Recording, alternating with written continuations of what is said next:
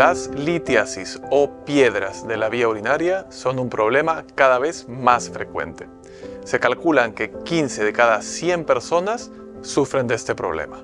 Esto hace que el tratamiento médico, es decir, el uso de fármacos y cambios en el estilo de vida, sea fundamental.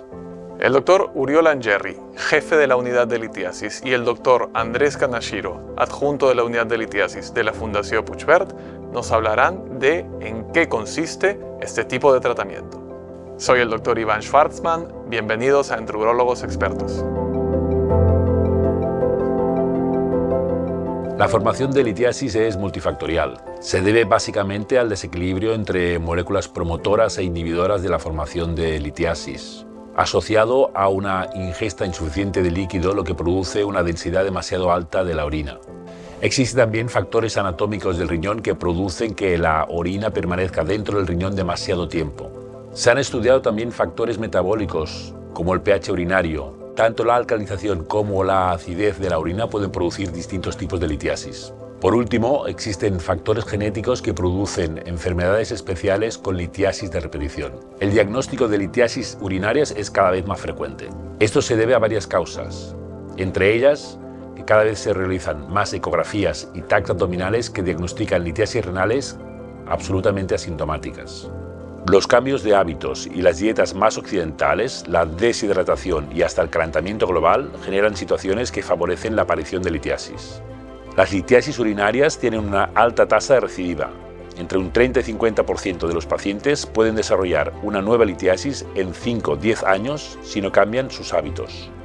Por eso, el tratamiento y los consejos médicos son básicos para evitar recidivas, mejorar la calidad de vida y reducir el intenso dolor cólico de todos estos pacientes, así como los costos emocionales y sanitarios. No todos los pacientes con litiasis requieren cirugía. En muchos casos, los controles periódicos y los cambios de hábitos son suficientes.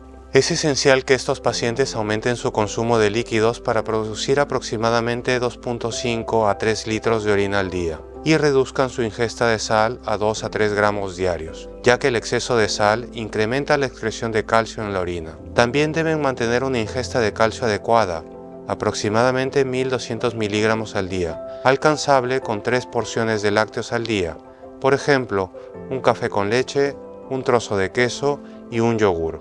Una dieta baja en carbohidratos con menos carne y más frutas y verduras también es recomendable. Estos cambios son el pilar dietético del paciente con litiasis urinaria, y el apoyo de un nutricionista especializado puede ser importante en el manejo de estos pacientes. Además de la dieta, es importante un estudio metabólico personalizado que incluya análisis de sangre y de orina de 24 horas y, en lo posible, el análisis de la litiasis misma. Identificar el tipo correcto de litiasis es muy importante para precisar el tratamiento correcto y evitar la recurrencia en estos pacientes, ya que existen hasta 8 tipos diferentes de litiasis y cada uno tiene un manejo diferente. No todas las litiasis están compuestas de calcio o de ácido úrico, y hacer cambios dietéticos incorrectos puede perpetuar la causa de estas litiasis. Es importante recordar que los cambios en el estilo de vida son esenciales para la prevención y el tratamiento de las litiasis en la vía urinaria. Además, tanto el diagnóstico como el tratamiento de estas litiasis debe ser personalizado. Esperamos que este vídeo les haya sido útil. Muchas gracias por su atención.